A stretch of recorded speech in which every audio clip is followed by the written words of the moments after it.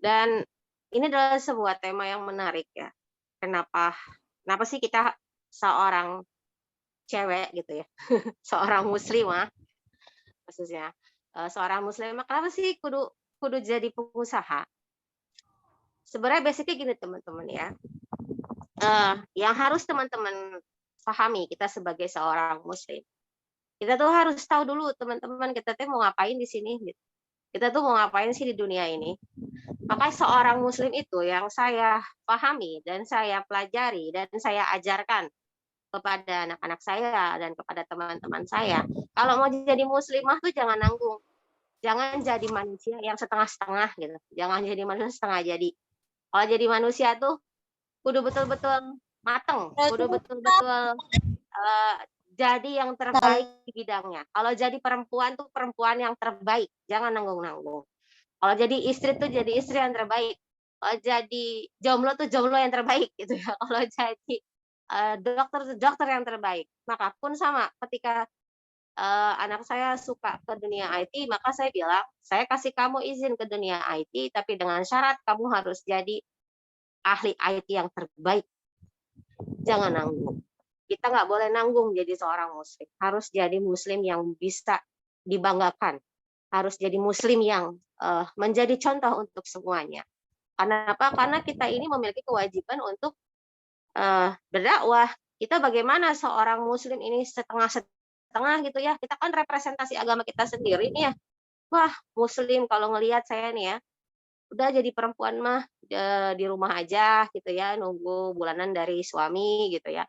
Perempuan mah seakan-akan tuh perempuan tuh terpinggirkan. Padahal tidak seperti itu konsep Islam gitu ya.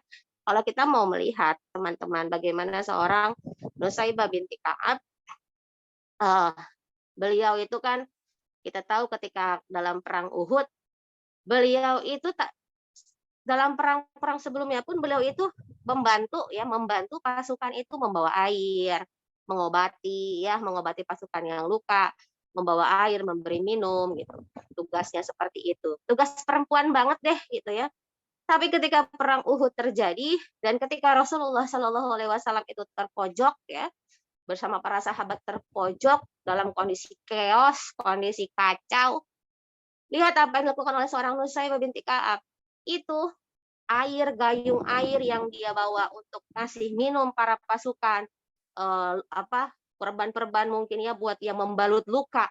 Itu sama dia diganti. Dia mengganti dengan apa? Tangan kanannya mengangkat pedang, tangan kiri mengangkat busur panah. Bisa dibayangin nggak sih? Cewek gitu ya, cewek yang biasa megang perban-perbanan, memegang air, ngasih air minum, tiba-tiba harus angkat pedang dan angkat busur panah. Itu kan nggak mungkin terjadi kalau dia tidak latihan sebelumnya. Apa bisa perempuan yang nggak pernah latihan pegang pedang terus tiba-tiba dia berperang dengan gagahnya? Sedangkan kita tahu seorang Nusaybah binti Ka'ab ketika di perang Uhud itu dahsyat sekali melindungi Rasulullah. Loncat sana, loncat sini, Rasul ke sana dia ngikut, kemanapun Rasul pergi dia ngikut, sangat lincah sekali memegang pedang dan memegang panah. Nah itu tidak mungkin sebuah skill memegang panah, sebuah skill perang, sebuah skill dia memegang pedang dan memegang busur panah, dua-duanya loh tangannya tuh betul-betul pegang itu kan nggak mungkin dia miliki kalau nggak latihan sebelumnya. Nah itu latihannya kapan? Latihannya kapan dia? Latihannya sebelumnya. Nah berarti kan di sini bisa kita pahami menjadi seorang muslimah itu jangan hanya saya mah sudah ibu rumah tangga, sudah ngurus anak aja di rumah. Tidak seperti itu ya. Bagaimana kita itu memang sudah mendapat sebuah amanah menjadi seorang muslimah, kemudian jadi istri, jadi ibu. Nah, sekarang mau nambah nih jadi pengusaha. Berarti kan automatically yang namanya kita mengambil sebuah keputusan, maka konsekuensinya pun pasti akan bertambah gitu. Dan kita harus siap dengan itu. Capek, lelah, letih, lesu, kurang tidur, apalagi wah segala rupa lah harus begadang. Nah, itu adalah sebuah konsekuensi yang harus kita ambil. Dan nggak boleh banyak ngeluh. Karena apa? Kalau memang capek, ya memang dunia mah tempatnya capek ya. Kalau nggak mau capek, ya mati aja gitu. Mati juga belum tentu tenang gitu. Emang abis mati udah tenang-tenang aja. Kan kita kan masih ada hisab di situ kan.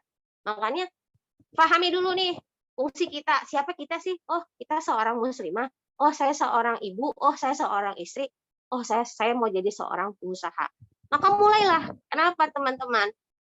Dakwah itu kewajiban semua orang, termasuk kita ibu rumah tangga. Saya ibu rumah tangga ya, saya ibu rumah tangga dan itu saya terkena kewajiban dakwah itu. Maka saya nggak mau hanya berdiam diri di rumah, cuma di rumah aja, nunggu gimana dunia ini berputar sajalah, bagaimanalah terserah, nggak mau gitu. Saya harus jadi bagian. Saya mau mengambil peran dalam pergolakan perjalanan dunia ini seperti apa, termasuk dalam usaha. Umat Islam itu harus kuat. Kita jangan terus-terus jadi apa ya, jadi yang memiliki mental pengemis. Saya suka sedih ya, saya suka sedih kalau ngelihat dikit-dikit mau bikin kegiatan pakai proposal minta donasi, dikit-dikit pakai proposal minta, aduh, saya sedih banget gitu. Itu mulai harus kita rubah. Dari mana mulai rubahnya? Kita rubah mindset kita. Logikanya gini teman-teman, gimana kita mau ngurusin umat kalau kita aja belum rapi sama diri kita? Gimana kita mau ngurusin luar dari keluarga circle kita? Kalau kita aja tuh belum rapi sama diri kita. Makanya kenapa? Kita rapihkan dulu, kuatkan dulu di dalam, kuatkan dulu, selesai dulu diri kita nih sama keluarga kita, rapih dulu, sudah rapi, nah baru bareng-bareng kita jadi keluarga dakwah semuanya. Jangan cuma ayahnya doang, karena biasanya kan gitu ya. Oh, ayahnya ustadz, udah ya bapaknya yang tiap hari dakwah. Nggak begitu konsepnya. Kita harus jadi keluarga dakwah. Dari mulai suami, istri, anak, cucu, sampai turunan kita nanti. Kita harus jadi keluarga dakwah. Turunan dakwah harus. Gitu. Karena apa? Itu salah satunya yang bisa menjadi pegangan kita nantinya untuk kelak menghadap Allah. Kan kita sadar dunia mah sebentar ya. Jadi ini apa yang bisa kita bawa nih nanti di hadapan Allah? Kira-kira apa nih yang bisa dibawa? Nah, makanya penting untuk seorang perempuan, untuk seorang muslimah untuk bisa belajar. Karena kita nggak akan ngerti, usaha tuh harus pakai modal ya? Enggak kok, enggak. Saya privat, saya ngajar. Saya banyak hal ya, saya banyak hal yang saya kerjakan. Segala sesuatu saya kerjakan. Yang penting ngasilin duit dan itu halal saya kerjain. Saya nggak pernah malu sama sekali. Saya mau mulai semua dari segala hal saya mulai. Bahkan saya pernah sampai jualan telur, saya ngambil telur dan saya nongkrong di pasar ya, di atas motor. Biarin aja, nggak masalah gitu. Emang kenapa, orang halal kok gitu. Dan itu harus mulai dihilangkan gengsi-gengsi. Dan kalau misalkan pulang habis dagang terus kita capek, lelah di rumah berantakan dan sebagainya, itu adalah sebuah konsekuensi. Jadi harus belajar menerima bahwa hidup itu memang capek. Jadi kalau capek ya iyalah, orang kita mau cari orang yang cari haram aja tuh capek ya. Yang halal capek, yang haram capek, sama-sama capek. Tapi kan permasalahan capeknya beda di hadapan Allah. Punya nilai di mata Allah kalau kita yang halal kan. Nah makanya perempuan itu nggak boleh diem aja, nggak boleh mager-mager aja, nggak boleh apa sih namanya mager-mager sambil scrolling Instagram aja, scrolling TikTok aja, nggak ada daya, nggak ada upaya, nggak menghasilkan apa-apa. Jadi yang harus, kenapa? Kita akan melakukan step besar, melakukan langkah besar kalau kita punya visinya apa. Visinya apa dulu nih? Kalau saya berdagang bukan cuma untuk menghasilkan rupiah untuk membantu perekonomian keluarga, tidak. Visi saya tidak sependek itu, mimpi saya tidak sependek itu. Just Academy bukan hanya untuk itu pada akhirnya. Just Academy kan apa ya? Ini tuh adalah ending akhirnya yang ternyata tuh banyak itu sebelumnya tuh usaha sebelumnya. Jadi saya tidak mau, saya pingin ketika saya memiliki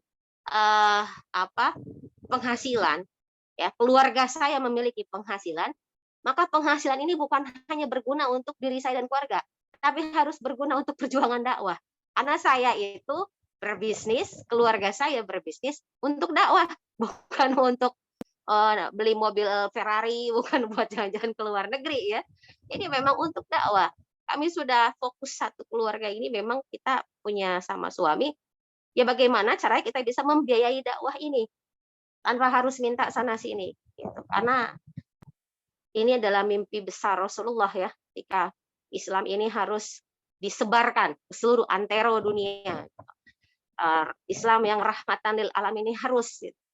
Tapi Masya Allah ketika kita betul-betul punya tujuan ke sana, maka Allah beri jalan permudah itu, tanpa modal lah, tanpa tanpa rupiah. Kita semua pakai skill kita masing-masing. Suami saya dia punya skill web develop, Hijaz di animasi, di coding gitu kan. Saya trainer ya, biasa trainer leadership, saya kasih. Itu seperti kita punya skill kita masing-masing. Maka kita nggak pernah pusing soal soal modal gitu. Enggak, itu salah. Itu harus mulai dihilangkan. Kalau mau usaha harus pakai modal. Enggak. Yang penting adalah kita niat suku-suku, kuat, serius, fokus, itu aja. Fokus aja. Saya selalu bilang ketika Hijaz. Jadi ini adalah di bawah Jazz Corporation ya. Jadi ada Jazz Corporation. Jazz Corporation itu ini ownernya Hijaz ya. Jadi Hijaz ini adalah CEO-nya. Kalau saya sebagai penasehatnya saja, sebenarnya saya masuk pada karyawan dia ya, pada dia bosnya sebenarnya. Jadi ternyata kita berbagi tugas. Kita mencari klien, dan ini kliennya macam-macam, masing-masing dari berbagai perusahaan gitu. Karena ada kita ngambil dari desain juga ngambil, kita random aja ngambil tuh dari berbagai hal tuh. Kita ngambil berbagai hal. Yang penting bisa menghasilkan cuan aja gitu. Kita ini cuan nih, oke kita ambil. Siapa yang sanggup? Oh, aku sanggup, Bun. Oh yaudah, Hijaz yang ngerjain gitu kan. Dan siapa yang sanggup? Oh, ayah yang ngerjain. Oh, silakan. Jadi kita berbagi peran, kita berbagi peran, berbagi tugas yang tujuannya bagaimana Jazz Corporation ini bisa semakin besar dan semakin bermanfaat. Yang dimana nantinya supaya apa? Supaya pergerakan dakwah semakin mudah. Supaya pergerakan dakwah semakin mudah. Kalau kita mau ke sana kemari nggak repot soal uang. Mau ke sana kemari nggak repot soal hal apapun. Karena bagaimana ketika para sahabat, jangan dikira ya, kalau para sahabat tuh mungkin saya atau teman-teman atau pernah mendengar, wah sahabat tuh susah, hidup susah gitu, hidup susah. Wah, seorang Abu Zar itu susah, makan susah gitu. Tapi beliau punya 30 ekor kuda di perbatasan Syam. 30 ekor kuda di perbatasan Syam itu bebas dipakai untuk jihad. Para sahabat siapapun boleh pakai. Kan logikanya nggak mungkin dia miskin kalau dia punya 30 ekor kuda. Itu kan 30 ekor kuda perang lagi ya. 30 ekor kuda perang itu kan harus diurus, dikasih makan makanan yang terbaik. Nggak mungkin Abu Zar itu nggak bayar orang kan, pasti dia bayar orang untuk urus kuda-kuda di perbatasan Syam itu. Jadi sahabat itu nggak ada yang miskin, teman-teman. Sahabat itu kaya semuanya. Beliau itu bermodal semuanya untuk dakwah ini. Beliau itu nggak ada nyusahin agama. Yang ada apa yang beliau punya dikasihin buat agama ini. Nggak ada sama sekali. Bahkan seorang Abdurrahman bin Auf saja yang sangat kaya, yang sedekah infaknya untuk dakwah, untuk jihad itu luar biasa. Lihat apa yang beliau kerjakan. Ketika perang, beliau itu ada di frontliner, ada di garis paling depan. Itu kan saya berpikir gini, para sahabat itu Masya Allah ya, pol-polannya gitu, betul-betul pol-polannya ketika memberikan segalanya untuk agama ini, untuk dakwah ini, luar biasa. Maka ketika itu direfleksikan ke saya dan keluarga saya pribadi, kita ini udah bawa apa gitu, kita tuh udah bawa apa yang bisa kita persembahkan untuk Allah nantinya. Maka disitulah saya ketika membaca, semakin mempelajari sirah, semakin mempelajari para sahabat, semakin mempelajari tentang agama ini, maka saya semakin sadar bahwa oke, kayaknya gue harus berubah nih. Kayak gue harus berubah. Gue nggak bisa gini-gini aja. Gue nggak bisa cuman kerja di sebuah lembaga, nungguin amplop bulanan, upah dari gue ngajar. Nggak bisa kayak begitu. Harus berubah gitu. Akhirnya disitulah yang merubah mindset saya dan keluarga. Akhirnya kita harus berdaya. Kita harus punya sesuatu. Kita harus apa yang bisa, ini harus berubah hidup kita.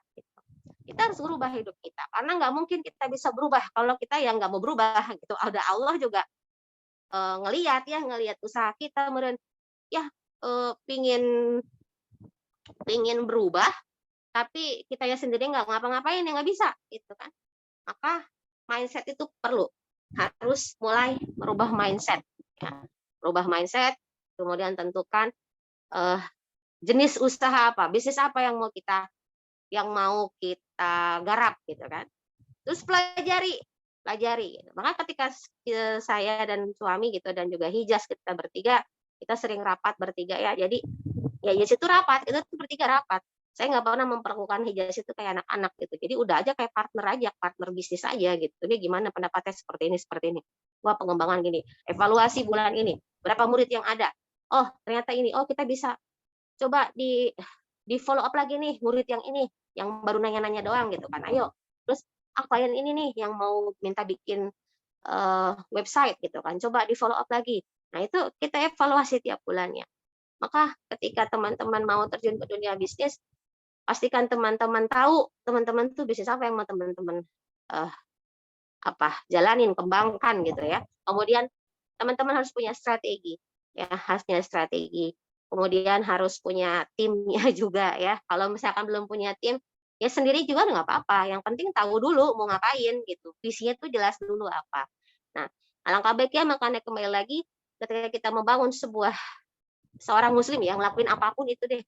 Seorang muslim tuh ngelakuin apapun itu, pastikan itu lakukanlah betul-betul untuk kepentingan dakwah, kepentingan Islam ya. Karena dari situlah Allah akan memberikan jalannya, Allah akan memberikan kemudahan-kemudahannya. Dan alhamdulillah sejauh ini sampai saat ini gitu ya. Kalau dilihat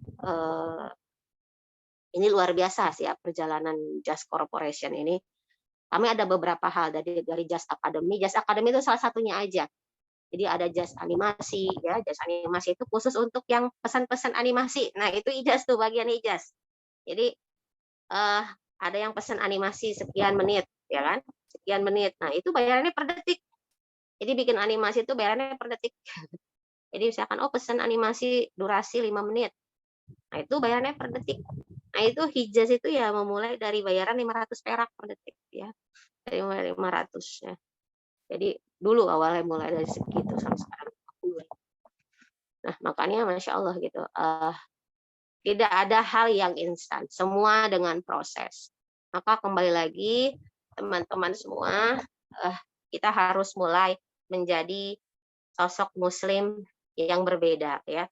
Jangan jadi muslim yang biasa-biasa saja. Harus jadi muslim yang spesial lah. Karena seorang muslim, seorang muslimah yang berbeda dari yang lainnya gitu. Kalau misalkan aku mau bisnis untuk tambahan uang belanja. Jangan sependek itu cita-cita Maya. Jadi aku mau bisnis soalnya aku pengen memperbesar perusahaanku supaya nanti aku bisa bikin masjid, aku bisa bikin pesantren, kalau ada yang mau mau bikin ini kegiatan ini bisa aku support gitu kan. Jadi besar gitu loh, jangan cuman buat tambah-nambah makan, buat tambah-nambah beras, buat tambah-nambah. Karena apa teman-teman ya? Allah tuh gimana prasangka kita ya. Jangan salah, mengafirmasi positif ke diri sendiri itu luar biasa efeknya. Luar biasa efeknya. Saya sama suami sama Hijaz sering banget mengalami kita bertiga itu. Dari nol banget. Aduh, gimana ini sampai nggak ada. Tapi tiba-tiba ceret klien masuk. Tak tak tak tak tak tak. Wah, Masya Allah gitu ya. Kenapa? Kita selalu berpositif thinking dan kita selalu mengafirmasi positif ke diri kita sendiri bahwa it's okay, jalanin aja, kita nikmati, kita syukuri, tapi kita nggak berhenti di situ. Kita terus ngiklan gitu kan ya. Di berbagai platform kita ngiklan gitu ya. Ini harus diperbaiki terus dan terus berproses ya. Jadi teman-teman semuanya, untuk khusus perempuan ya, perempuan harus kreatif, perempuan tuh harus pintar, perempuan itu harus berdaya, harus berkarya, harus memiliki value-nya gitu. Tentu kita, karena apa? Value kita tuh kita yang tentukan teman-teman ya. Kita mau jadi ibu yang biasa-biasa aja apa mau jadi ibu yang spesial gitu. Kalau saya nggak mau jadi ibu biasa-biasa aja, saya harus jadi ibu yang spesial. Saya nggak mau anak-anak saya cuman sekolah, lulus, kuliah, kawin, nikah gitu ya. Udah aja begitu, nggak mau gitu. Bagaimana caranya anak-anak saya ini, cucu-cucu saya kelak, keturunan saya kelak, mereka harus jadi apa? Ya mereka harus jadi martir-martir dakwah ke depannya. Harus berkarya, harus, kalau istilah kata mah taatnya jangan nanggung gitu ya. Tajirnya jangan nanggung gitu, pinternya jangan nanggung pokoknya. Gimana caranya? Ya kenapa? Karena kan Islam seperti itu. Lihat bagaimana kualitas pemuda, ya. Muda, taat, kaya, pinter, terkenal, punya karya. Wah, itu kan memang pemuda Islam seperti itu. Maka Saya nggak mau gitu ketika ngelihat anak-anak sekarang, coba kalau dipikir ya, anak-anak sekarang udah kuliah males ya, kerja nggak dapat-dapat, suruh nikah nggak berani gitu. Aduh, pusing kepala saya kalau ngeliat generasi sekarang. Ada udah kuliah, masih sibuk minta kuota sama emaknya gitu. Astagfirullah, makanya ini nih generasi yang ini nih harus diputus, tak deh, harus diputus generasi kayak gini nih. Diputus, tak. Nah, kita harus mulai nih dengan generasi yang baru gitu. Generasi yang baru. Nah, dari mana ya? Kita perempuan, karena sebenarnya perempuan sih yang bisa merubah itu. Kita nih punya cewek itu punya kekuatan yang dahsyat ya. Jadi nggak bisa main-main. Cewek itu nggak bisa main-main. Betul-betul Allah itu sudah menyiapkan perempuan ya. Betul-betul kita nih yang bakal menyiapkan generasi-generasi dahsyat hebat di masa depan untuk kegemilangan Islam ke depannya. Gitu kan. Nah, itu aja paling yang bisa saya sharing teman-teman ya. Mungkin bisa nanti ada sesi tanya jawab gitu ya. Mudah-mudahan ini bermanfaat, maka ambillah referensi-referensi dari Islam, ambillah referensi-referensi berbisnis dari Islam. Jangan lupa juga belajar ilmu fikih muamalah, itu penting banget ya, karena banyak sekali ternyata ketika saya pribadi pun belajar fikih muamalah, ternyata salah banyak saya banyak salah gitu. Ya Allah, banyak salah di akad nih ternyata. Dan itu ternyata disepelekan, banyak disepelekan. Padahal itu adalah sangat hal yang teramat penting, apalagi untuk pebisnis, untuk pengusaha seperti kita, maka penting untuk mempelajari akad-akad. Jangan sampai kita mau cari ridho Allah, malah dapat murka Allah, kan ngeri juga ya, naudzubillah, jangan sampai. Maka banyak hal nih, buat cewek-cewek, buat muslimah, jangan kebingungan cari apa ya, kadang suka bingung, aduh bingung mau ngapain. Jangan bingung, kita tuh udah banyak banget yang harus dipelajari gitu loh. Belajar fikih muamalah, belajar bisnis, belajar public speaking ya, karena penting banget public speaking teman-teman ya. Apalagi untuk cari klien, ketemu klien. Kalau dulu nih, bahkan suami saya pun merasakan, beliau adalah programmer ya. Suami saya itu adalah programmer yang dulu cuman taunya cuma di depan laptop. Selesai sudah kan ya. Oh, apa namanya itu? Depan laptop sudah aja pekerjaan seperti itu. Oh tidak, teman-teman, sekarang itu dunia sudah berubah ya. Saya pun shock. Dulu kalau nyari LinkedIn itu cuman kalau nyari kerjaan buka LinkedIn gitu ya. Kalau sekarang mah ternyata saya baru tahu nih konsep ini sekarang baru tahu. Jadi perusahaan itu sekarang tuh yang ngelamar kita. Wah itu waktu kan kayak suami saya ataupun Hijaz itu kan dihubungin, terus nanti interview sama perusahaan Belanda, perusahaan Jerman, perusahaan Australia, perusahaan luar negeri gitu, rata-rata perusahaan luar negeri semua. Nah sekarang tuh orang perusahaan luar negeri itu mencari di Indonesia teman-teman, dan mereka tuh mencari, jadi mereka yang mencari, jadi nggak ada tuh kayak zaman dulu tuh kita tuh pakai amplop gitu kan, CV, KTP, fotokopi, kakak nggak ada kayak gitu, udah kagak zaman ya. Makanya penting anak-anak, makanya saya berpikir kenapa kita harus Hijaz Corporation ya, saya dan suami dan juga Hijaz memutuskan untuk terjun, kita bakal bikin perusahaan IT, kita bakal bikin perusahaan IT yang terbesar gitu kan ya. Kenapa? Ya karena memang kebutuhannya sekarang seperti itu. Nanti jangan sampai nih anak-anak sekarang, anak-anak kita nih, anak SD, SMP, SMA sampai kuliah, sibuk karena main game online, sibuk aja main game online. Tanpa sadar ketika mereka lulus, mereka selesai, mereka mau nyari kerjaan. Kerjaan udah nggak ada. Gimana ini? Kalau saya aja udah kayak ke McD, itu udah pakai screen. Udah kagak ada tuh yang jaga kasirnya. Jadi semua udah pakai screen. Udah pakai AI lagi sekarang ya. Aduh, saya bilang, ini anak generasi ini, kalau generasi anak muda sekarang, kalau cuman ngandelin apa orang tuanya aja, udah selesailah 10 tahun mereka bingung mau ngapain akhirnya. Makanya penting untuk bikin generasi ini melek sama teknologi. Kenapa? Karena dari situlah makanya kenapa kita memutuskan oke, Just Corporation kita fokus di IT. Karena kita mau bikin betul-betul terobosan di dunia IT.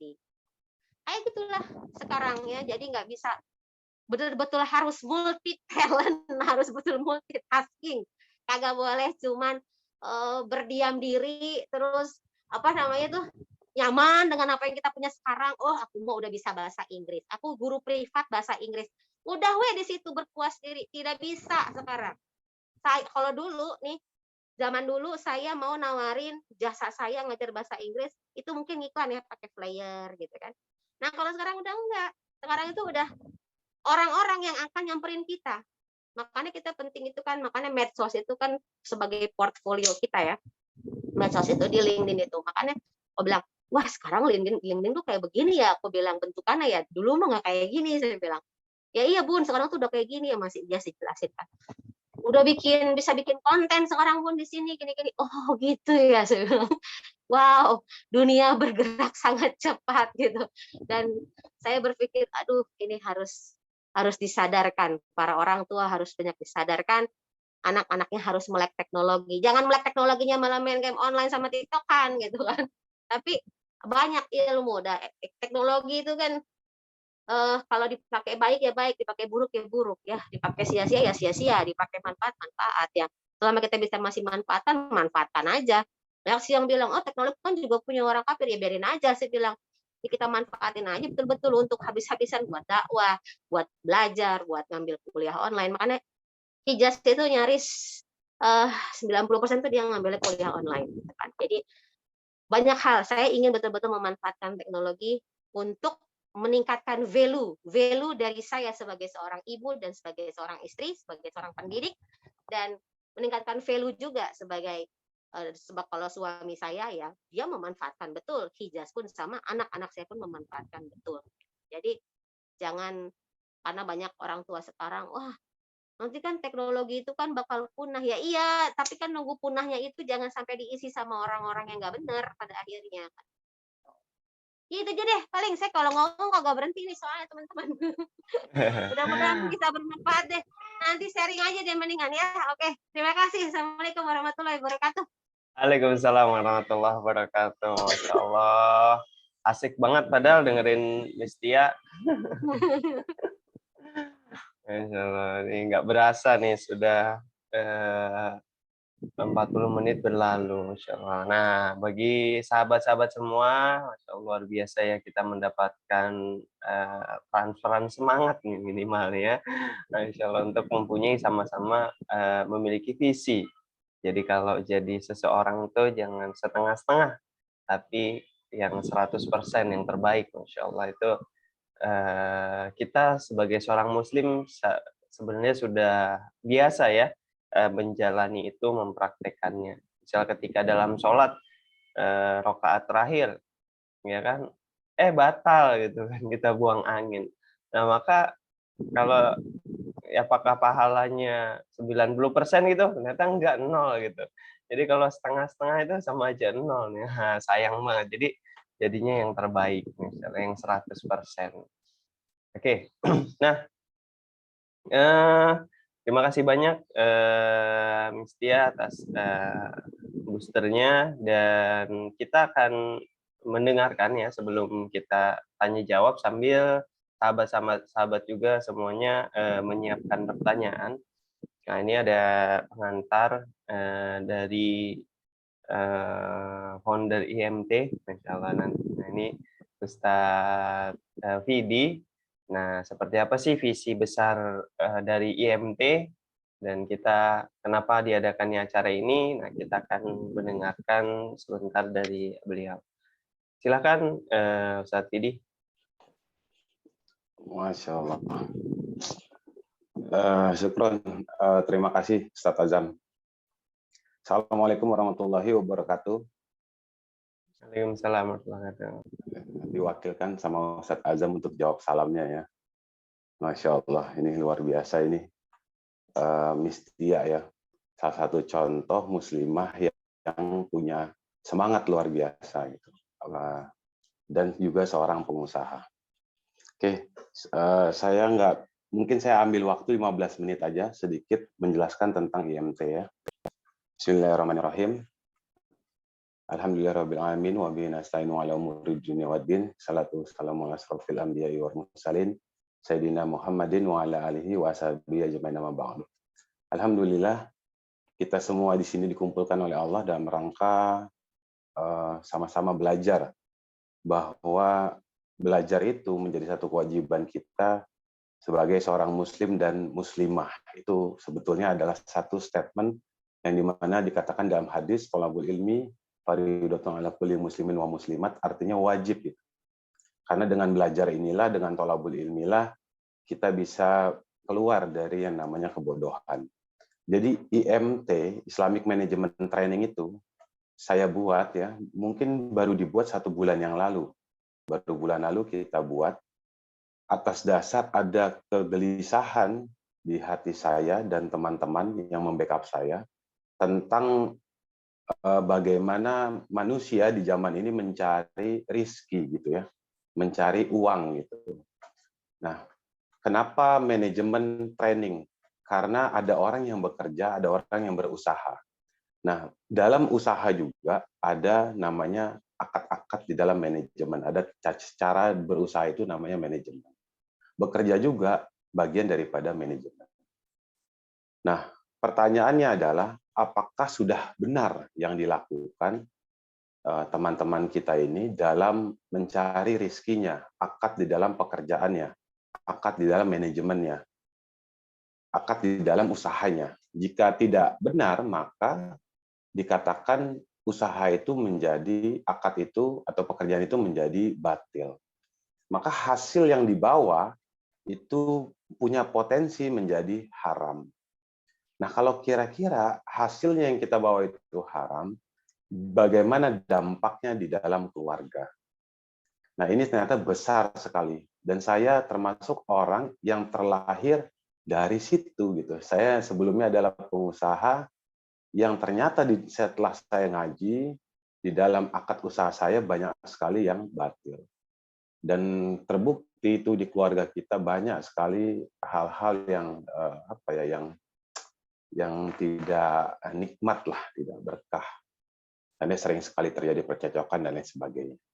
Nah, itu kegelisahan yang terjadi di diri saya dan teman-teman, akhirnya kita buatlah namanya IMT. IMT itu ada yang berbayar, sifatnya in-house training untuk company, ada yang gratis. Yang gratis ini seperti yang teman-teman sedang sedang jalani ya, yaitu kajian-kajian online yang akan kita share insya Allah setiap seminggu sekali. Sifatnya semuanya tentang entrepreneur dan manajemen.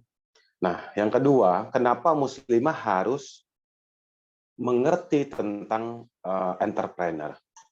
Jadi begini, kondisi sekarang ini memaksa seorang perempuan untuk bisa melakukan pekerjaan, itu dulu, untuk bisa melakukan pekerjaan, atau untuk bisa membantu suaminya dalam mencari uang.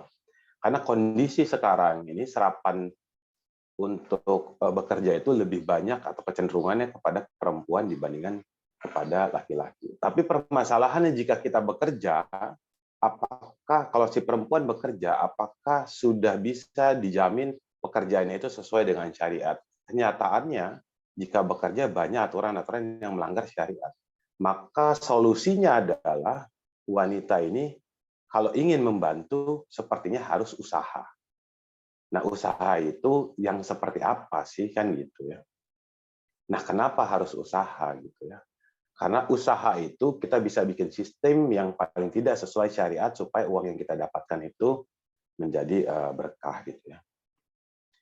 Nah, kenapa perempuan harus mengerti entrepreneur? Karena dari perutnya lah itu akan lahir orang-orang, anak-anak yang soleh dan soleha. Dalam fase 0 sampai 10 tahun, anak itu akan dekat dengan orang tuanya, dengan ibunya terutama.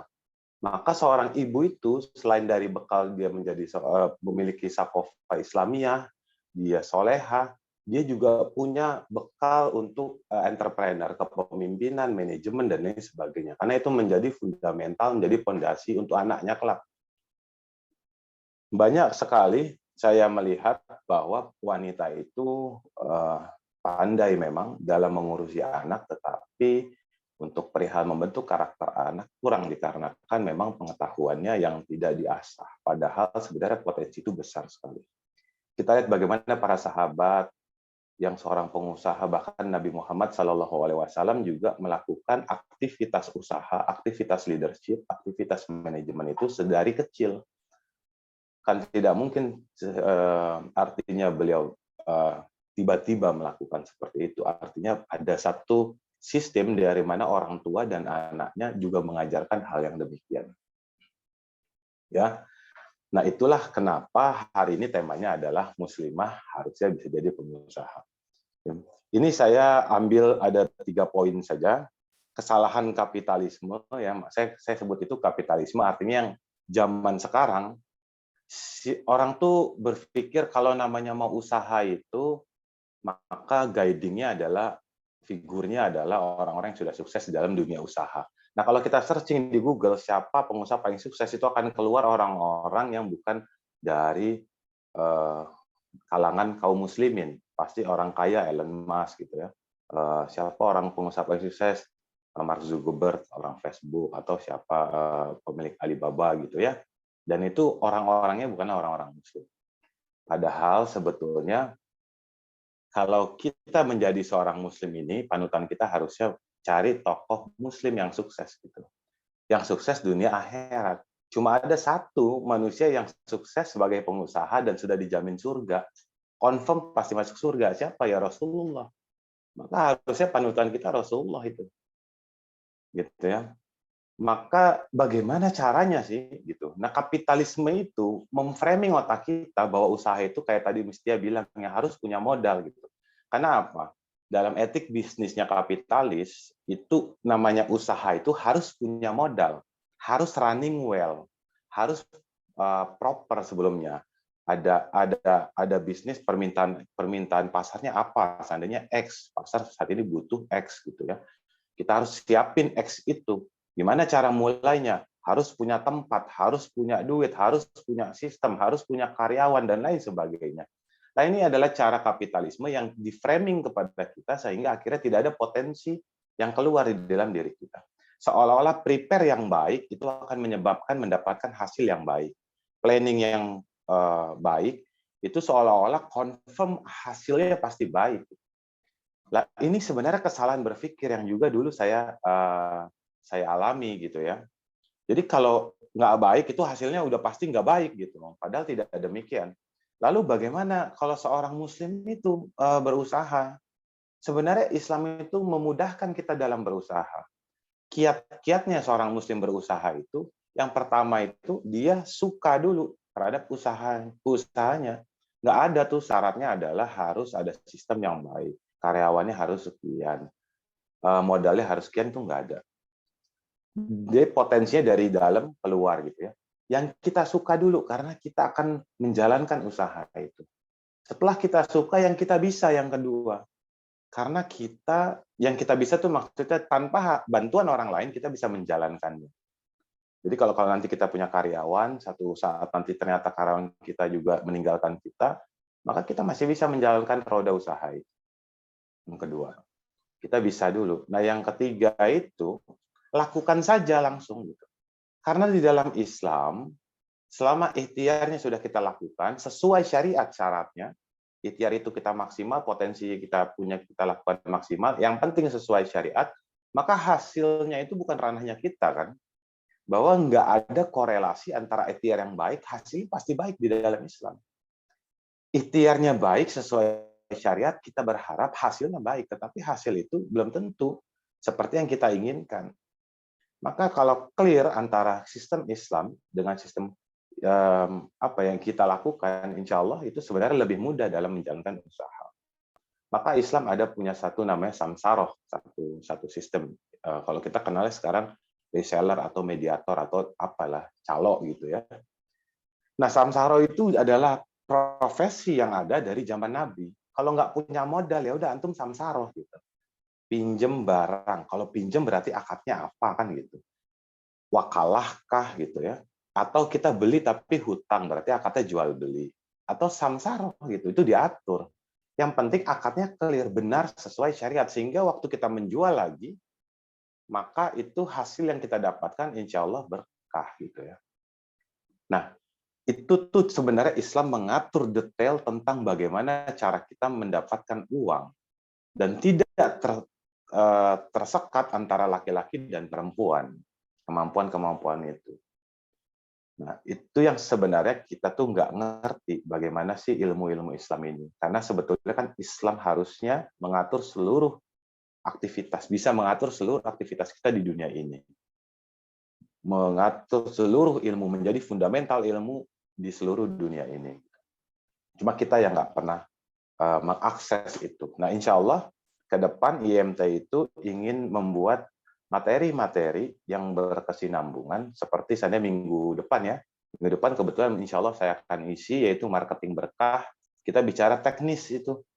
Teknis bagaimana cara jualan yang kira-kira sesuai dengan syariat, tidak melanggar syariat, tidak berlebihan, tetap nggak stres gitu ya untuk memasarkan produk kita, tapi insya Allah hasilnya berkah.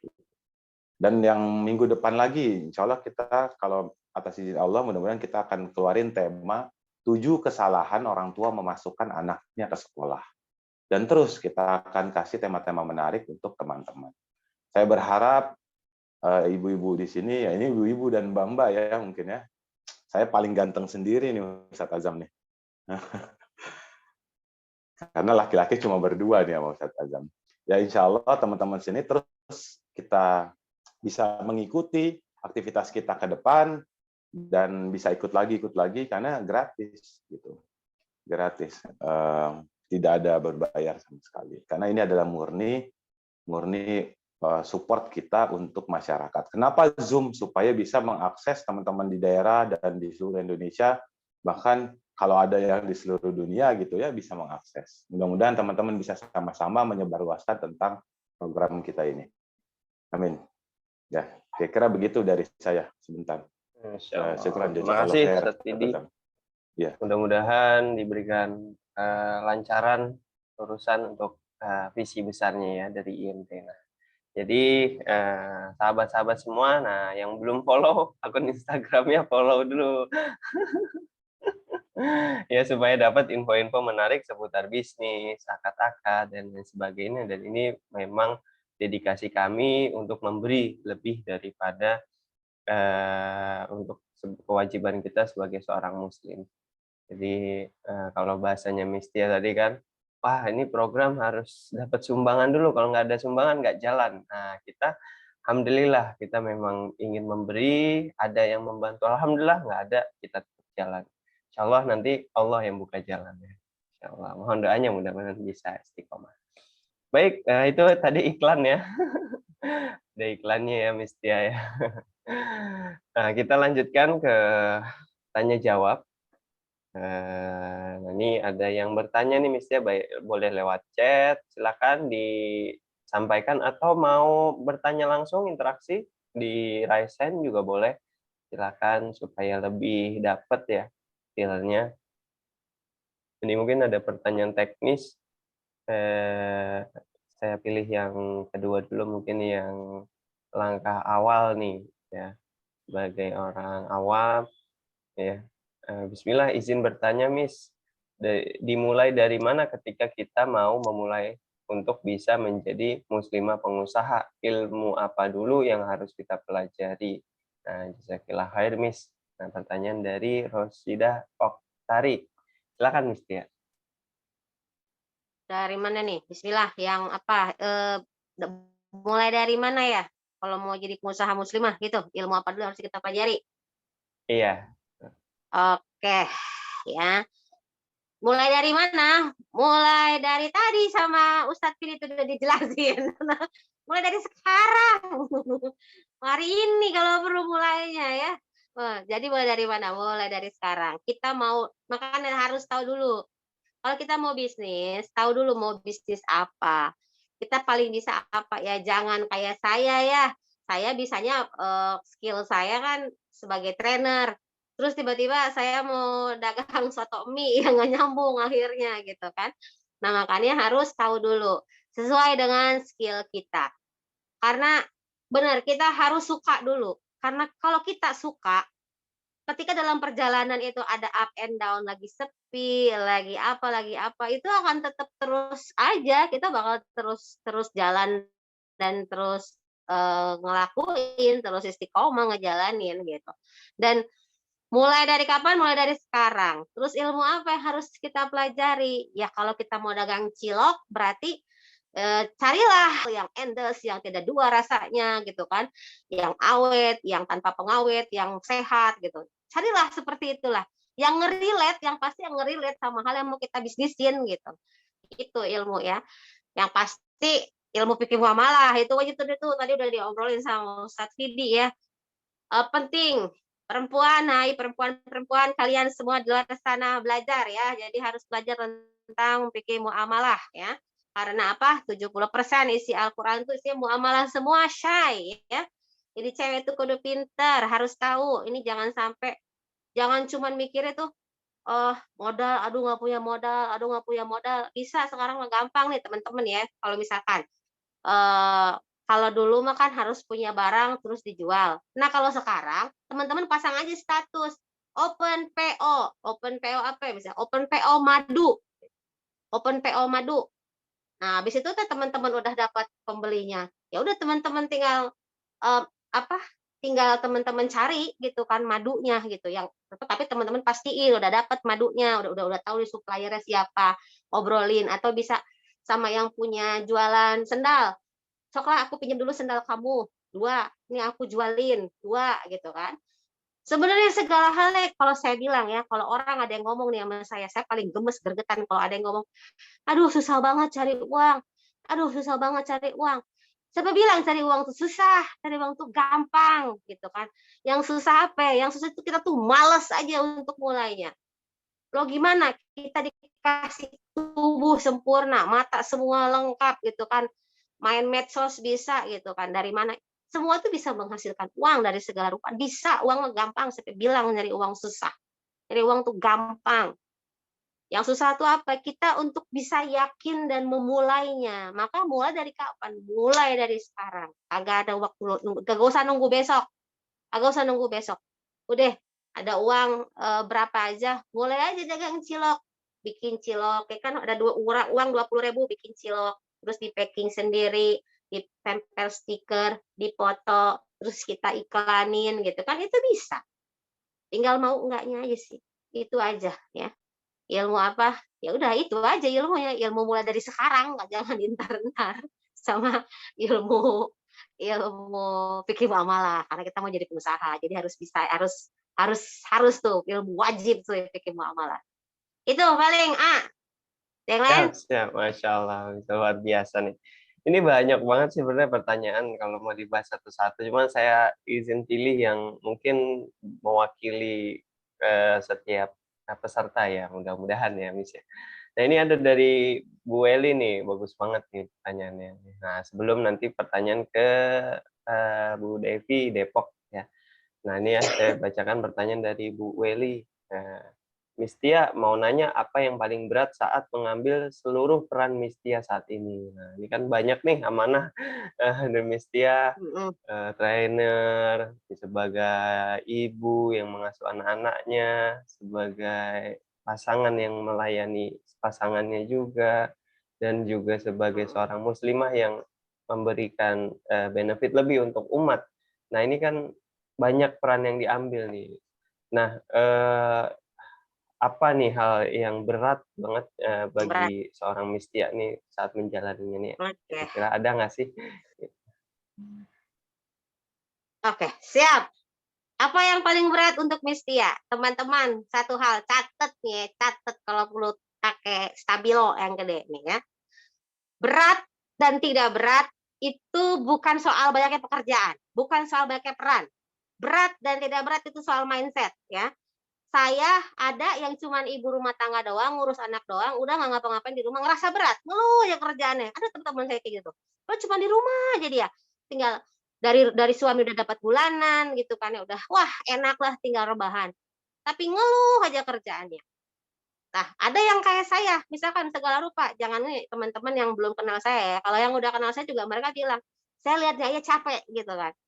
Saya bilang gini, saya yang kalau yang ngeliatnya capek gimana yang ngejalaninnya? Loh, saya yang ngejalaninnya biasa aja gitu. Karena buat saya berat tidak berat, capek dan tidak capek itu soal mindset. Kalau di otak biasa aja. Ini memang sebuah fase proses yang harus saya jalani ya saya jalani. Saya orangnya kebetulan memang punya sifat cuek ya, orangnya kan memang basicnya saya itu orangnya cuek ya. Udah loh, yang terjadilah gitu kan, ke depannya gimana terserah gitu kan. Dan saya bersyukur gitu, saya memiliki mindset seperti itu. Karena dengan berbagai macam amanah yang datang, ini luar biasa teman-teman ya. Saya mengelola banyak sekali komunitas ya. Hampir 47 rumah tahfidz yang sudah saya dirikan dan beberapa sekolah ya, hampir 4 sampai 5 sekolah gitu kan. Dan berbagai amanah yang lainnya. Plus saya juga di rumah ya, saya ibu rumah tangga, ngurus anak-anak saya sendiri gitu kan. Dan saya tidak pernah merasa capek. Mungkin karena semua sudah saya prepare. Saya sudah prepare semuanya. Anak-anak saya, kalau ada yang bilang, oh ngelihat orang ngurusin anak capek, saya nggak capek sama anak-anak saya. Anak saya 13 tahun, 7 tahun, 5 tahun. Ya, saya 3 anak. Dan saya nggak ngerasa capek. Kenapa? Karena saya punya pola di rumah saya. Saya nggak pernah ngerasa capek. Aduh, ini berantakan apa segala rupa. Enggak. Karena anak saya sudah saya training, sudah saya latih sedemikian rupa. Karena saya yakin ini yang ngasih itu Allah. Allah yang ngasih saya anak. Nggak mungkin anak itu beban. Anak itu adalah sebuah anugerah. Anak itu Allah kasih, itu pasti ada kebaikan dunia dan akhirat untuk saya. Maka saya yakin, saya terimain, ya Allah, saya terimain 3 anak ini, apapun kondisi mereka, bismillah, insya Allah. Dan benar, saya nggak pernah merasa kebebanan sama 3 anak. Ya. Tidak pernah merasa terbebani, tidak pernah merasa apapun. Bahkan easy going aja tuh, anak saya tuh lagi nyapu, lagi ngepel, yang umur 5 tahun kan, lagi beberes sendiri. Saya nggak pernah ngurus baju-baju mereka. Mereka ngurus baju mereka sendiri. Nggak ada tuh nyuci baju, nyetrika, cucian numpuk. Nggak ada, nggak ada kayak gitu. Kenapa? Udah saya training atu-atu. Urusin kalian masing-masing. Gitu kan. Dan kenapa? Ya memang harus seperti itu. Karena hidup kita itu mau dibikin mudah, mau dibikin sulit, itu gimana kita, teman-teman ya. Kalau mau dibikin ribet, ya bisa dibikin ribet juga hidup saya gitu. Tapi saya nggak mau bikin ribet hidup saya. Maka saya buatlah mindset di otak saya, tugas saya jadi ibu, jadi istri ya. Ketika saya jadi istri, saya jadi istri yang menyenangkan ya buat suami saya. Harus ya, harus jadi the best istri paling centil di dunia pokoknya buat dia gitu kan. Dan kalau jadi ibu, saya harus jadi ibu yang paling emak-emak banget buat anak-anak saya, menyenangkan. Pokoknya kalau udah ada saya, pokoknya mereka tuh pasti akan kehilangan kalau saya nggak ada di rumah. Kayak lagi saya kemarin dirawat di rumah sakit 4 hari. Wah, itu anak-anak ramainya. Kalau saya pergi aja, pulang, wah itu mereka sangat rindunya. Harus nge-push diri sendiri. Pokoknya aku mah kudu jadi ibu yang dirindukan sama anak-anak. Pokoknya aku mah harus jadi istri yang paling bikin suami aku susah move on aja gitu. Gimana caranya suami aku susah move on sama aku lah gitu. Harus kangen sama aku. Nah, harus. Dan saya harus jadi pengusaha yang paling sukses. Harus itu teh. Kenapa? Karena saya ini kecintaan saya sama dakwah luar biasa ya. Jadi saya tidak mau ini bagaimana caranya saya ingin dakwah ini lebih lancar, lebih moncer, lebih dahsyat. Ketika teman-teman di bawah, Miss, kita butuh mushaf, Miss, kita butuh sekitar 200 mushaf. Jalan gitu kan. Sok, ada relawan butuh ini, Miss, hajar, jalan gitu kan. Jangan sampai uang itu jadi halangan dalam pergerakan dakwah. Nggak boleh gitu. Nah, berarti kan saya harus berdaya atuh ya. Masa iya, Miss butuh mushaf 200.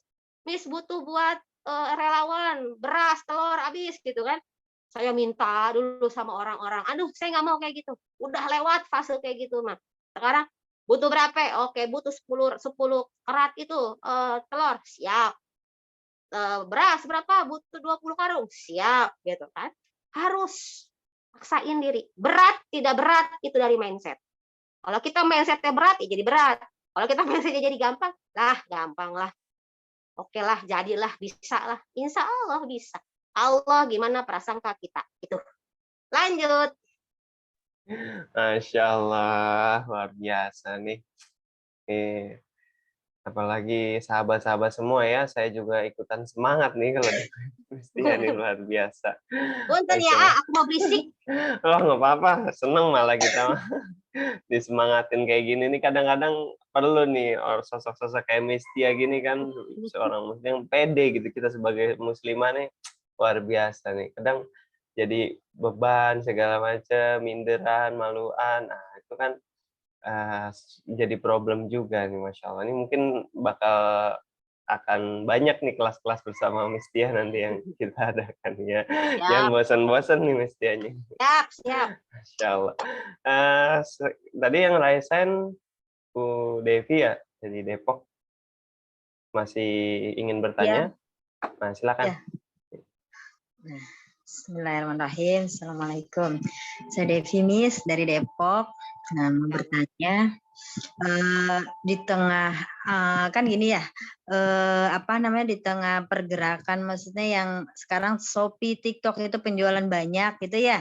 Nah, apa namanya, sedangkan kita ini karena kebetulan saya itu orang yang mungkin sudah merasa banyak aktivitas nyata yang kalau misalnya karena kebetulan gaptek dan kalau untuk pengen menguasai itu semua itu kan butuh waktu ya, butuh waktu dan apa sih ya namanya, ya butuh waktu dan butuh kepintaran yang tingkat tinggi supaya cepat nyangkol gitu ya, cepat ini gitu. Sedangkan saya ini tipe orang yang enggak ini, kalau online itu susah untuk bisa gitu.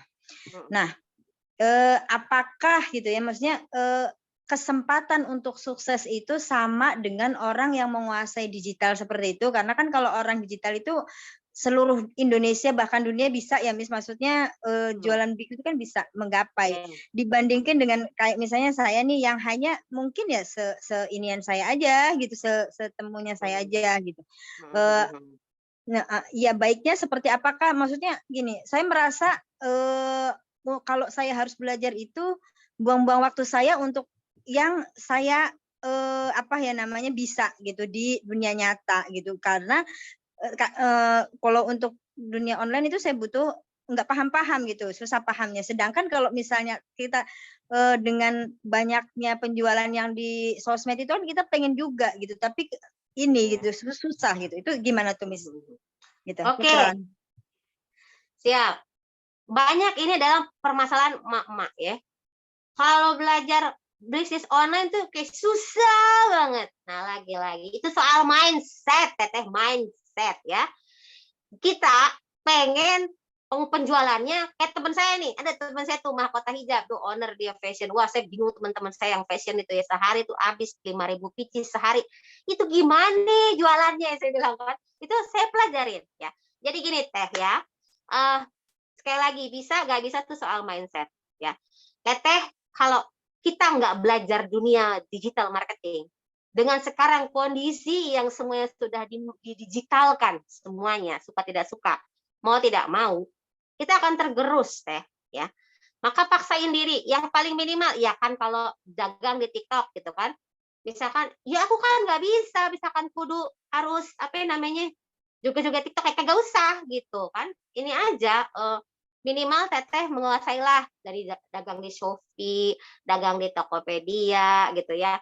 Belajar nggak susah kok Teh, nggak susah, tinggal yang penting punya email, daftar, masukin produk, foto gitu kan. Udah gampang, tinggal di maintain-nya aja.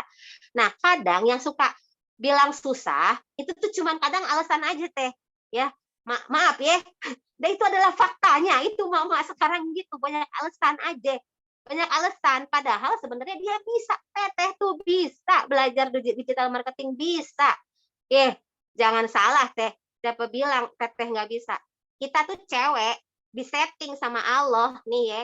Kemampuan settingin sama Allah, ini Allah yang nyeting kita ya. Kita tuh udah multitasking kan, bener kan? Bisa sambil nyuapin anak, sambil nyuci, sambil ngepel, sambil muter mesin cuci, kan bisa kita semuanya. Apalagi cuma belajar digital marketing deh, gampang. Benar, belajar digital marketing itu gampang. Teteh itu jangan menyimpan diri Teteh tuh di sini. Karena sebenarnya Teteh tuh di atas nih. Teteh tuh sebenarnya punya nilai. Teteh tuh punya nilai, punya value, Teteh tuh pinter. Hanya Teteh itu suka underestimate sama diri sendiri. Pede aja. Lah, gampang belajar TikTok malah. Naon sih kumaha dagang di TikTok teh? Oh, kieu dagangna. Bisa. Lah, oh dagang di Shopee, oh begini caranya. Ikutin step-stepnya. Buka tutorial di YouTube banyak banget gitu kan. Insya Allah bisa. Memang suka tidak suka, mau tidak mau memang harus belajar teh. Harus belajar ya, karena sekarang kondisi seperti itu sekarang. Saya sekarang nggak bisa maksain teh bikin spanduk segede, walaupun saya mau buka kursus, misalkan buku kursus bahasa Inggris, saya maksain diri, nah aku mah nggak mau kalau ke internet malah gitu kan, udah mau cetak ini aja, cetak flyer gitu. saya sebarin flyer di lampu merah ke sekolah-sekolah. Karena udah nggak zaman kayak gitu. Orang itu udah malas ngelihat kertas. Orang tuh lebih suka ngelihat medsos. Maka ya udah, saya ikutin pasar aja gitu. Kalau pasar sukanya begitu ya begitulah gitu kan. Nggak masalah. Yang penting menghasilkan keuntungan untuk saya juga gitu. Jadi semangat, bisa lah Teh, bisa. Sampai bilang nggak bisa. Nanti belajar sama saya ya. Gampang belajar digital marketing. Siap, Miss. Gampang, gratis sama saya belajar. Tinggal maunya, Masya jangan malas Allah. tapi kalau belajar sama Miss Tiama jangan baper ya. Ada saya mah bawel ya. Oke, semangat. Oke, siap, Miss. Syukron, Miss. Ya, Masya sama-sama. Allah, alhamdulillah. Baik, sebelum ke Mbak Ales ya yang mau bertanya, saya izin bacain pertanyaan dari kolom chat dulu nih. Tadi yang pertama, nah kalau tadi terkait offline ya, nyambung dengan pertanyaan Mbak Devi. Bagaimana kalau kliennya atau customer-nya laki-laki? Apakah boleh bertemu secara langsung walaupun tidak bersama mahram? Nah, ini mesti nyikapinnya gimana nih? Oke, boleh nggak kalau misalnya ketemu sama yang bukan mahram? Boleh, asal ketemuannya di tempat umum, di tempat publik ya. Dan konsep omongannya adalah omongan bisnis. Ya, kalau misalkan kita mau ketemu, saya sering, bahkan klien saya semua bukan mahram itu kalau kayak Hotel Horizon sebagai berbagai hotel dan bank itu ya, itu kan klien saya semua itu kan untuk bahasa Inggris dan training gitu kan. Itu kan cowok semua, banyak cowok, banyak cewek gitu ya kan. Ya nggak apa-apa, asalkan satu, saya ditemani sama mahram saya ya, sama suami. Nggak apa-apa, suami mah di mana gitu ya, yang penting tahu. Yang kedua ya, tempat umum ya, tempat umum bukan janjian di tempat khusus ya. Ya konteksnya konteks pembicaraan bisnis. Itu aja sih sudah. Nggak apa-apa, nggak masalah. Ya jangan sampai nanya ya udah mam belum, ya jangan soal bisnis nggak masalah. Yang penting fokusnya ke bisnis. Itu palingan. Ya, alhamdulillah, insyaallah. Lanjut pertanyaan Mbak Zela mau nanya? Ya, bismillah. Miss, ini mau nanya, Miss. Saya ingin jadi pengusaha dan ingin mendirikan rumah tafid. Jadi saya dengan Miss itu sudah mendirikan sebanyak 47 rumah tafid. Betul. Nah, sebenarnya saya membuka rumah tafid bukan rumah tafid seperti kelas tafid online, tapi saya ingin mendirikan yang offline juga. Dan itu saya harus mulai dari mana? Dan yang saya tahu kalau offline itu harus ada yayasan. Itu gimana, Miss? Oke. Gini, sebenarnya kalau mau bikin rumah tafid ya yang simple ya. Yang simple. Kalau Teteh belum punya yayasan ya nggak apa-apa lah, nggak masalah. Kalau buat saya sih pribadi yayasan nggak harus ya. Nggak harus gitu. Yang pertama yang pasti ada SDM-nya. Teteh misalkan, oh saya yang ngajarnya berarti siap. Udah ada siap dong SDM. Karena yang penting itu SDM ya. Yang kedua harus ada apa? Harus ada tempatnya, mau di mana? Rumah Teteh sendiri aja mulai di ruang tamu bisa. Kenapa enggak gitu kan? Nanti dari sana kan bisa berkembang. Mulai aja Teh, mulai. Jadi jangan ragu, walaupun hanya Teteh sendirian yang memulainya, walaupun hanya ruang tamu mulainya gitu kan. Walaupun hanya kagak ada meja, cuma ada karpet doang. Mulai aja udah. Kagak usah nanggung-nanggung, kagak usah ragu. Mulai dari sekarang ya. Pede, langsung bikin player, bikin tuh di mana di Canva ya. Kalau nggak di Canva di Capcut tuh bikin deh tuh. Buka rumah tafid, Quran apa gitu kan di sini. Silakan. Mulai. Jangan malu. Biasa tuh kadang orang tuh malu, malu sama tetangga, malu sama saudara, malu. Aduh. Teteh yang maksiat aja pada pede, percaya diri Teh. Masa kita dalam kebaikan malu-malu gitu kan? Maju aja. Nggak usah pakai modal, kagak pakai modal. Saya 47 rumah tafid kagak pakai modal. Kagak pakai duit itu. Pakai niat karena Allah yang ngedatengin seluruh bantuannya. Yang penting sungguh-sungguh, mau capek, jangan mudah mulai ngeluh. Jangan itu ya. Saya kasih tahu ya, hindari ngeluh. Walaupun emang capek, walaupun emang bokeh, walaupun emang puyeng, nggak usah ngeluh lah, nggak usah. Bismillah lah, insya Allah kasih jalan pasti. Tuh. Oke, harus Masya ini. Allah, alhamdulillah. Nih langsung kan minimal optimis nih kita ngobrol-ngobrol sama Miss Tia nih. Ini banyak yang nanya nih gimana caranya belajar sama Miss Tia nih, belajar langsung nih kalau ada kelas. Kalau Miss Tia di Ciamis ya? Masya Allah, alhamdulillah. Udah ikut beliau buka akademi. Nah, kalau yang online-online, nah mungkin kalau ada boleh diinfo, boleh di-follow juga Instagram beliau ya. Kalau belum follow, di-follow Instagram beliau nih. Apaan Miss Instagramnya? Ayo apa? Aduh, saya dikasih tahu saat ini. Dia selfie 8. Nah, itu ya di chat nanti dikirimin juga nih ya, dicatat, di follow, ikutin program-programnya, Masya Allah luar biasa. Kira-kira available sampai jam berapa nih Miss? Khawatir ada agenda lain. Kagak ada. Saya Ya. mah di rumah kantornya. Masya Allah. Keren. Baik ya, kita mungkin 1-2 pertanyaan lagi nih. Ada yang mau bertanya langsung nih? Kalau supaya lebih terasa nih ruh pertanyaannya nih. Kalau di chat ada yang kurangnya. Ini kan ada yang mau belajar. Nah, ini ada pertanyaan nih dari Bu Safira di Bandung. Ada pengantarnya nih. Apa-apa ya, Miss ya. Assalamualaikum Apa-apa. warahmatullahi wabarakatuh. Miss, saya seorang mama muda yang akan melahirkan akhir bulan depan. Alhamdulillah saat ini saya masih bekerja sebagai guru private. Akan tetapi saya juga ingin membuka usaha di rumah supaya satu, bisa memiliki waktu lebih banyak dan berkualitas untuk mendidik anak di rumah. 2, menghindari merepotkan mertua menjaga anak saya selagi saya pergi mengajar private.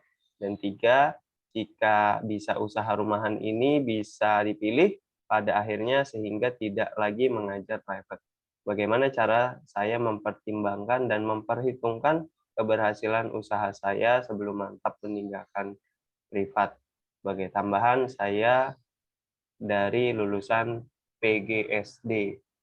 Nah, mungkin itu nih. Intinya bagaimana melihat peluang usaha supaya yakin gitu sebelum meninggalkan pekerjaan yang lama. Gitu. Oke. Yang pertama, mudah-mudahan Allah lancarkan ya nanti lahirannya ya. Kemudian bagus untuk kalau teteh mau menghindari merepotkan mertua menjaga anak ya. Emang nggak usah kalau punya anak mah atau urus sendiri ya. Atau bikin sendiri sama suami yang ngurus mertua, ngurus nenek gitu kan. Jangan ya. Jadi harus kita yang ngurusnya. Nah, jadi kemudian tadi apa? Mau buka usaha di rumah ya. Jenis usahanya apa dulu gitu. Kalau teteh misalnya udah privat, kenapa nggak terusin aja teh privatnya? Itu sebenarnya privat itu udah paling enak loh. Saya tuh privat sebenarnya awal biasanya tuh dari privat ya. Karena privat itu udah paling enak, paling simple ya. Yang tapi harus dirubah teh mungkin ya caranya. Kalau menurut saya mah mendingan privat aja lanjutin. Tapi teteh nanti bisa kayak nge-hire gitu. Kalau kayak saya nih, saya nge-hire teman saya lagi. Biasa saya nge-hire teman-teman mahasiswa ya. Jadi mereka nanti yang ngajar, saya hanya mengambil fee saja gitu. Jadi privat itu kan nggak harus kita yang datang ke rumah teh. Luas ya, bisnis itu kan luas ya konsep bisnis privat tuh. Kita bisa hire orang guru untuk kita yang nyari jadwal. Kita cari jadwal, nanti kita punya jadwal, kita cari orang siapa nih yang mau ngajar gitu. Nah kita bisa cari tuh, biasanya mahasiswa kan lumayan tuh bayarannya kan nggak terlalu mahal ya. Biasanya saya kayak gitu. Jadi siapa di sini, kalau di sini kan suka ya beberapa kampus.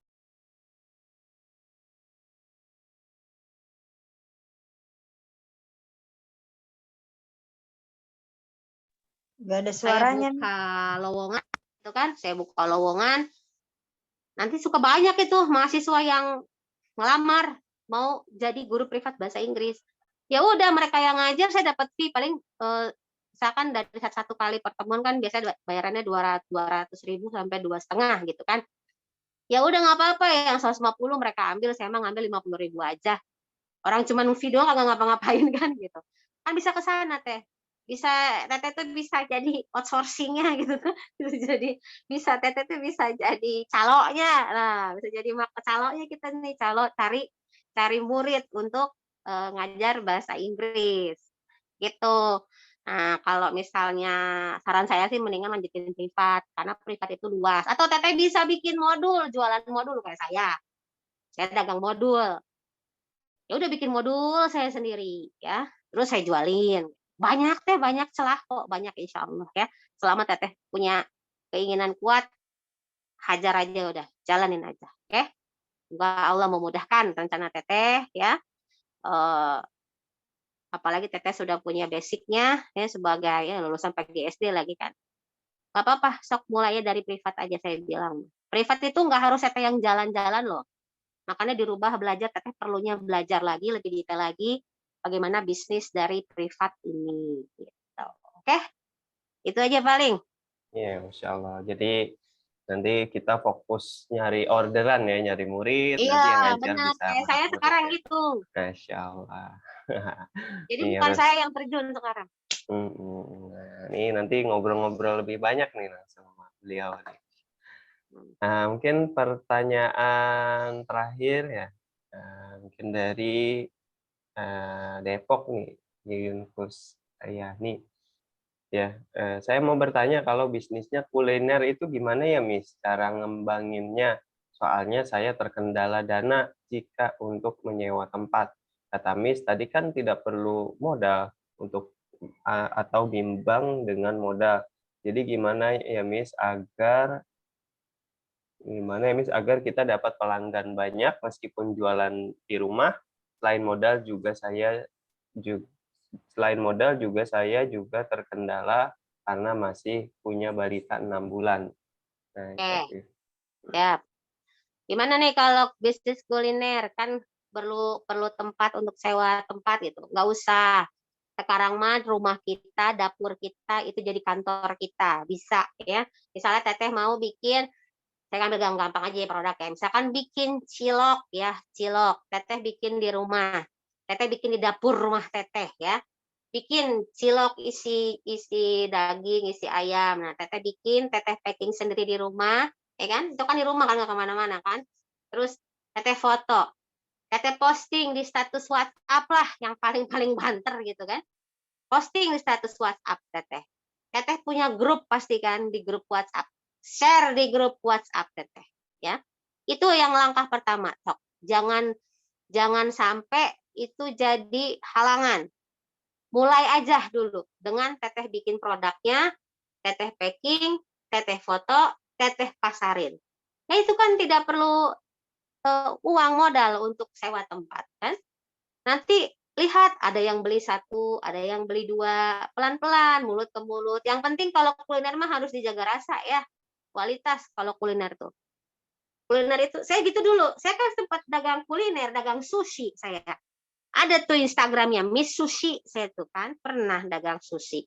Dagang sushi, dagang rice box dulu saya. Nah, itu dari teman-teman dan ternyata kewalahan saya. Ya. Saya kenapa akhirnya meninggalkan kuliner karena capek banget gitu dan akhirnya saya memilih untuk jasa kan karena jasa paling gampang gitu. Itu saya pernah bisnis kuliner ya, sushi itu jualan sushi ya. Sushi rakyat itulah namanya Miss Sushi tuh. Ada tuh di Instagram tuh Miss Sushi saya tuh. Wah, itu sempat kewalahan saya untuk mengambil. Itu dari mana saya ngambil customer coba? Teman-teman aja. Teman-teman saya posting, saya belum posting di Instagram itu dulu, belum main-main Instagram saya dulu. Saya cuma main ngandelin dari status WhatsApp doang itu tuh. Nge-share ke grup-grup, nge-share ke grup keluarga. Mana aja share, jangan malu, nge-share aja gitu. Kadang kan yang jadi halangan kita kan kadang suka malu ya kalau mau nge-share. Orang nggak apa-apa kita nge-share dagangan kita kok. Gitu. Dari situ aja teh mulainya. Jadi teteh nggak perlu sewa tempat. Dapur teteh udah jadi kantor. Rumah teteh jadi kantor. Modal nggak usah gede, nggak usah lah bikin aja dulu. Cilok frozen misalnya ya saya mau ngambil teteh. Saya kan nggak tahu teteh jualan bisnis apa kan gitu. Di frozen dulu bikin 3 pack atau 5 pack stok. Lihat ya. Tapi jangan cuma segitu walaupun cuma punya barang sedikit jangan malu gitu ya. Masya Allah, alhamdulillah. Jadi bikin caption teh, jadi ada caption teh, belajar caption bisnis tuh. Masya Allah baru open order udah sold out gitu, padahal kita barang cuma 5 gitu misalkan, nggak apa-apa gitu. Itu kan jadi orang teh bikin kepo sama dagangan kita, gitu ya. Mudah-mudahan membantu teh ya, insya Allah. Jangan modal, jangan dijadikan alasan kita untuk berhenti untuk berkarya, bergerak dan berkreativitas. Siap, lanjut. Ya, Masya Allah. Nah, ini pertanyaan dari Kaizen. Nah, saya jualan jasa, maunya punya partner, tapi konsumen saya tidak mau kalau tidak sama saya. Nah, ini kan ya, udah cocok gitu sama rasanya, jadinya dikasih yang lain nggak mau gitu kan. Ibarat biasa makan Indomie, dikasih sari ini nggak mau nih, Miss. Oke, Gimana? saya jualan jasa, biasanya sama kayak saya ini. Ngajar maunya sama Miss Tia aja privatnya gitu kan. Nah, berarti ya kita harus punya kemampuan public speaking yang baik. Kita kudu dagang tuh kudu kudu punya kemampuan meyakinkan orang lain bahwa mau sama saya atau sama partner saya itu pasti kualitasnya sama gitu. Harus pede sama barang yang sama jasa yang kita tawarkan. Mau saya yang ngajar, mau teman saya yang ngajar, itu sama kok gitu. Harus ya. Kenapa? Karena repot kalau kita misalnya udah figuritas, repot kalau udah figuritas teh ya. Jadi harus apalagi jasa tuh jangan figuritas kalau bisa ya. Saya sempat merasakan itu di mana murid-murid saya maunya sama Miss Tia ngajarnya. Saya bilang ini saya punya ada teman saya dia punya kapabilitas oke juga, dia berkualitas, dia oke, jam terbangnya juga udah bagus, gitu kan. Oh saya maunya sama Miss Tia. Nah itulah kemampuan saya nih bernegosiasi saya dipakai di sana, ya. Marketing saya dipakai di sana. Bagaimana saya bisa represent partner saya, sebagaimana saya represent diri saya. Saya meyakinkan mereka bahwa oke, ini partner saya ini sama keren, gitu kan. Bahkan lebih keren bisa jadi gitu kan. Nah, kenapa? Saya sama partner saya ini punya style yang berbeda, gitu kan. Jadi coba dulu aja. Gitu. Kita harus punya kemampuan negosiasi yang luar biasa dan kemampuan berbicara itu dilatih, belajar ya. Jam terbang, semua juga pakai jam terbang. Maka terus belajar. Lagi-lagi, belajar lagi ya. Itu palingan teh ya. Mudah-mudahan bisa membantu. Alhamdulillah, Masya Allah. Baik, makasih banyak nih Miss Tia atas ilmu-ilmunya, motivasi-motivasi, terobosan-terobosannya. Masya Allah, mudah-mudahan banyak yang mendapatkan inspirasi untuk kemudian diamalkan dalam kehidupan sehari-hari. Dan menginfokan bagi sahabat-sahabat semua yang ingin mendukung kegiatan-kegiatan Islamic Management Training dalam mencetak entrepreneur, ini bisa melalui nomor rekening nomor yang tertera di layar teman-teman, insya Allah. Dan ini adalah dalam rangka memberikan kontribusi terbaik untuk umat Muslim khususnya di Indonesia. Baik kegiatan offline untuk training santri agar mereka setelah lulus jadi santri mau kerja belum ada pengalaman, mau usaha belum ada modal. Nah, kami menyerap mereka, men-training mereka untuk menjadi seorang entrepreneur. Insya Allah. Nah, silakan ya buat jadi foto, atau kemudian didukung kegiatan Islamic Management Training. Nah, mudah-mudahan luasnya manfaat dari kegiatan kita hari ini juga bisa terus mengalirkan pahala abadi untuk kita insya Allah. Dan mungkin terakhir Miss Tia ada closing statement, pesan-pesan sebelum kegiatan kita ditutup. Silakan Miss. Oke, bismillahirrahmanirrahim. Alhamdulillahirabbil alamin. Jazakumullah khair, barakallahu fikum teman-teman semua. Terima kasih atas waktunya. Mudah-mudahan Allah memberkahi seluruh kegiatan kita hari ini. Closing statement dari aku adalah yang pasti teman-teman buatlah sebuah perubahan dengan pergerakan dan lakukanlah pergerakan itu dengan kegelisahan dan timbulkanlah kegelisahan itu dengan ilmu. Ya, lagi-lagi dengan ilmu, semua dengan ilmu. Jadilah perempuan produktif, perempuan yang cerdas, perempuan yang pintar. Jangan banyak mager, jangan malas, jangan banyak scrolling nggak penting. mulailah berpikir visi besarnya apa. Teman-teman harus jadi perempuan-perempuan dahsyat yang menghasilkan generasi-generasi yang dahsyat. Kenapa? Karena kita kelak nih kita tuh bakal mati. Nah, mati itu apa yang bakal dibawa? Ini apa yang kita kerjakan di dunia. Jadilah orang-orang perempuan-perempuan yang bermanfaat. Harus jadi perempuan yang pintar, harus jadi perempuan yang cerdas, harus jadi perempuan yang enggak boleh mager. Enggak usah banyak healing, jangan dikit-dikit healing ya. Jangan banyak-banyak me time, jangan. Udah, fokus karena fokus itulah yang nanti kelak akan menghadirkan sesuatu yang amat dahsyat ke depannya. Oke? Selamat berproses. Mulai dari sekarang, jangan tunggu entar-entar. Mulailah dari apa yang kita punya sekarang dan mulai dari saat ini juga. Itu aja udah, AA. Mudah-mudahan bermanfaat. Barakallahu fikum. Assalamualaikum warahmatullahi wabarakatuh. Waalaikumsalam warahmatullahi wabarakatuh. Alhamdulillah, terima kasih banyak Miss Tia. Mudah-mudahan Allah memberikan perlindungan, penjagaan untuk Miss Tia dan keluarga tentunya. Amin. Dan bisa memberikan manfaat yang lebih luas lagi untuk kita semuanya. Dan Amin. tentunya jangan bosan-bosan ya Miss ya untuk mengisi Insya Allah. forum-forum kita insya Allah. Dan Ya. terima kasih sahabat-sahabat semua yang telah hadir membersamai kegiatan ini. Mudah-mudahan banyak ilmu, inspirasi, penguatan untuk kemudian kita senantiasa menjalani hidup dalam ketaatan kepada Allah Subhanahu wa taala. Akhirul kata, saya Abdullah Azam mewakili segenap kru yang bertugas pada hari ini mengucapkan terima kasih banyak dan mohon maaf apabila ada kekurangan dan kesalahan. Mudah-mudahan dibukakan pintu maaf yang sebesar-besarnya. Alhaqqu min rabbika fala takunanna minal mumtarin.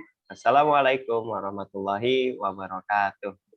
Waalaikumsalam warahmatullahi Terima kasih banyak Miss Tia.